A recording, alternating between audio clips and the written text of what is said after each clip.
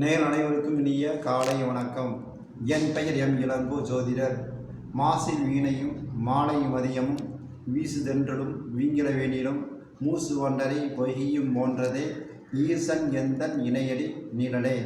12 ராசிகள் நற்பலன்களை பார்ப்போம். குரோதி வருடம் புரட்டாசி மாதம் 15ஆம் நாள் 1/10/2024 செவ்வாய்க்கிழமை. சதுர்த்தசி திதி இரவு 10:32 வரை.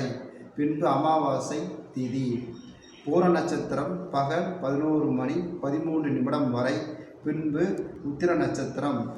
மேசராசினியர்களுக்கு எதிர்ப்புகள் விலகும், ஏமாற்றங்களிலிருந்து விடுபடுவீர்கள். முருகன் வழிபாடு செய்வது நல்லது. ரிஷபராசினர்களுக்கு வியாபாரத்தில் திடீர் லாபம் உண்டு. பங்குதாரர்கள் ஒத்துழைப்பு தருவார்கள். பெருமாள் வழிபாடு செய்வது நல்லது.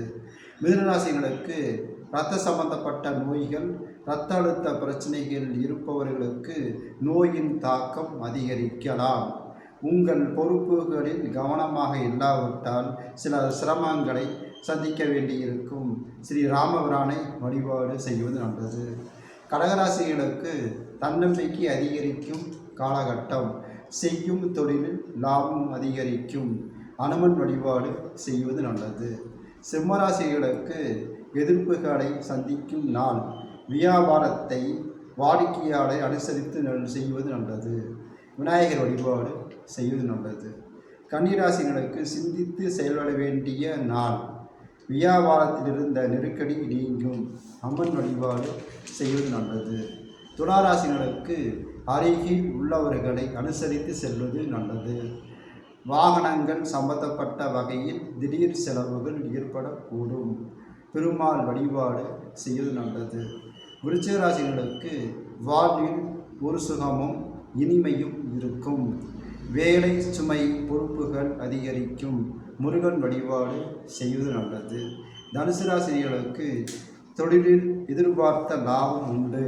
மாற்று இனத்தவர்கள் மகிழ்ச்சிக்குரிய செய்தியை தருவர். அம்மன் வழிபாடு செய்வது நல்லது. மகர ராசினருக்கு உங்கள் சிரமங்களை குறைக்கும் அமைப்பு. மன நிம்மதியை குறைக்கும்.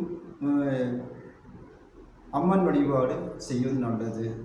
கும்பராசினருக்கு கடந்து வந்த பாதையை நினைத்து அவ்வப்போது வருத்தப்படுவதை விடுங்கள். இனி யோக காலம்தான் என்பதை உணருங்கள். லட்சுமி வழிபாடு செய்வது நல்லது. மீனராசினர்களுக்கு எதிர்மறை எண்ணங்களிலிருந்து விடுபட்டு ஜெயித்து காட்டுவீர்கள்.